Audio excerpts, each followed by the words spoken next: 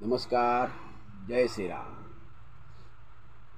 सलग 5 वेळा निवडून येऊन आमदार झालेल्या आणि आपल्या मतदारसंघातील मतदारांच्या मनावर अधिराज्य गाजवलेल्या असे दापोली विधानसभा मतदारसंघाचे, दापोली मंडणगड विधानसभा मतदारसंघाचे माजी आमदार हे सूर्यकांत दळवी यांचा पराभव करण्याचा चमत्कार हा कुणी केला असेल तर तो 2014 साली संजयराव कदम यांनी तो चमत्कार घडवलेला होता.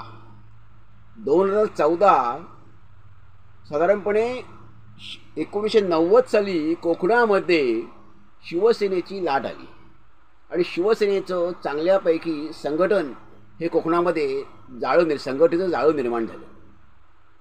आणि संघटना ही रत्नागिरी जिल्ह्यामध्ये तर विशेष करून शिवसेनेची संघटना अतिशय मजबूत होती. त्या लाटेमध्ये आणि त्या संघटनेच्या जोरावर सूर्यकांतजी दळवी हे 1990 साली आमदार झाले.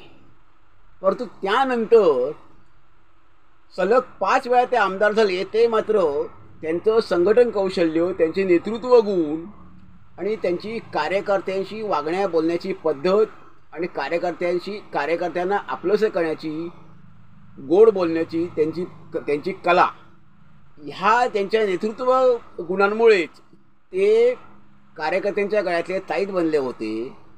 त्यांनी कार्यकर्त्यांना सूर्यकांतजी दळवी यांनी जिंकून घेतलेलं होतं आणि घराघरात त्यांचा संपर्क होता.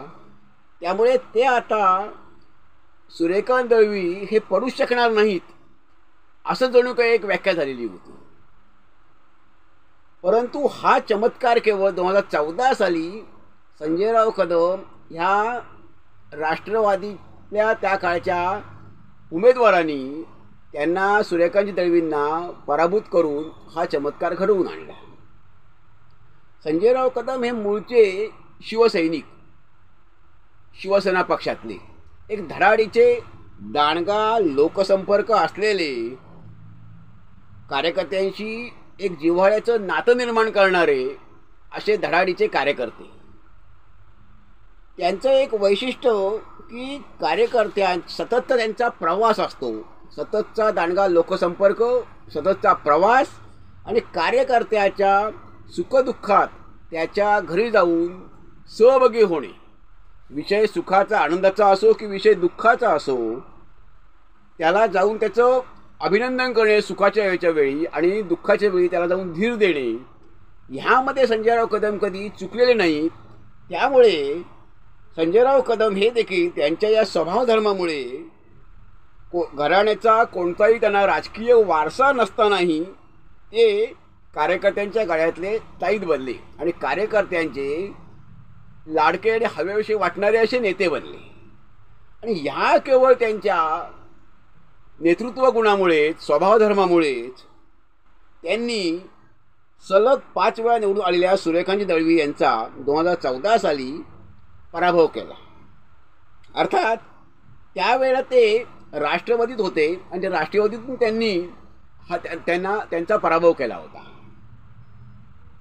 त्या काळात जी अशी काही परिस्थिती उद्भवली की संजयराव हे शिवसेनेतनं राष्ट्रवादीत आले आणि त्यांना लगोलग पक्षाने तिकीटही दिलं, म्हणजे शरदराव पवारांनी, आणि पवारसाहेबांनी तो त्यांचा विश्वास दर्शवला, तो त्यांनी सार्थ करूनही दाखवला.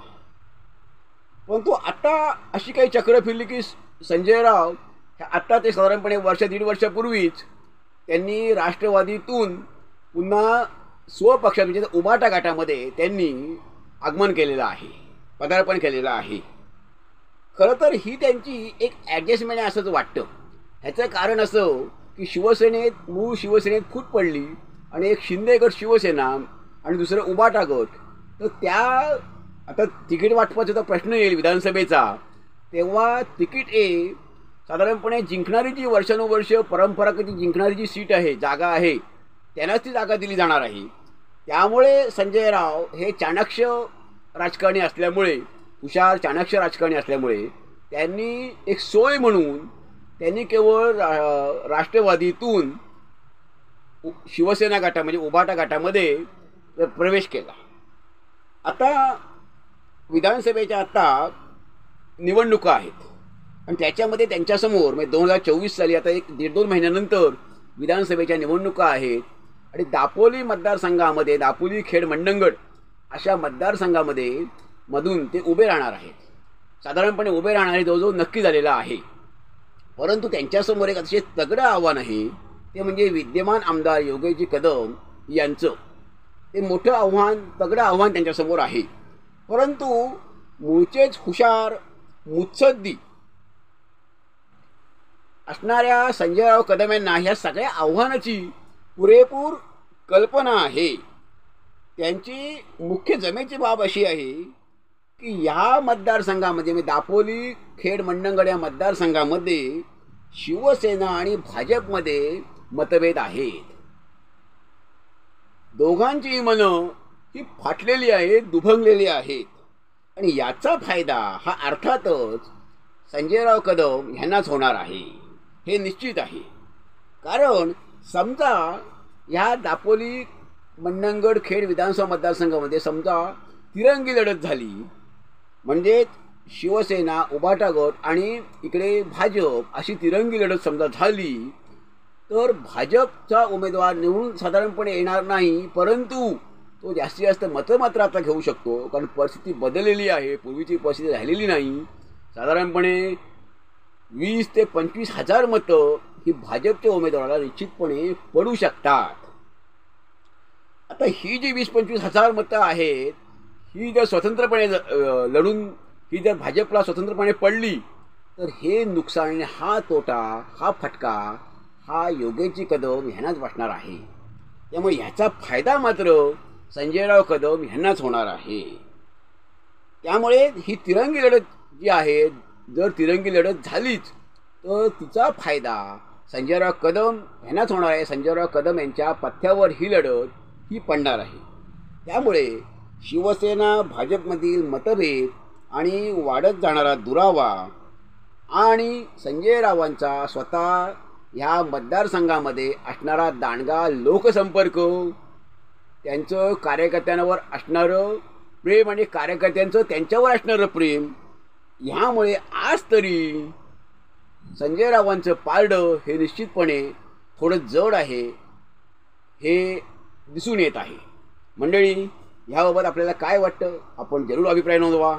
धन्यवाद. जय हिंद.